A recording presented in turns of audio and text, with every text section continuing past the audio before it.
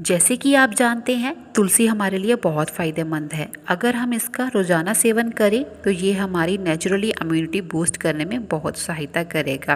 और कहते भी हैं कि तुलसी को बिना नहाए नहीं तोड़ा जाता या शाम के टाइम इसको नहीं तोड़ा जाता। तो उसके लिए मेरे पास टिप है। आप तुलसी के पत्तों को तोड़ लीजिए, फिर इसको अच्छे से पानी के साथ धोकर धूप में सुखा लीजिए, या फिर आप इसको माइक्रोवेव में 5 मिनट तक चला लीजिए। उससे आपके जो तुलसी के पत्ते हैं वो एकदम क्रिस्पी हो जाएंगे। फिर आप इसको हाथों की सहायता से क्रश करके अपने चाय पत्ती वाला डब्बा है उसमें मिक्स कर दीजिए।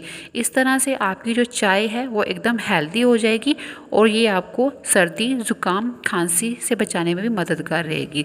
तो अगर आपको वीडियो अच्छा लगा हो तो वीडियो को लाइक, सब्सक्राइब और शेयर करना मत भूलिएगा। Thank you.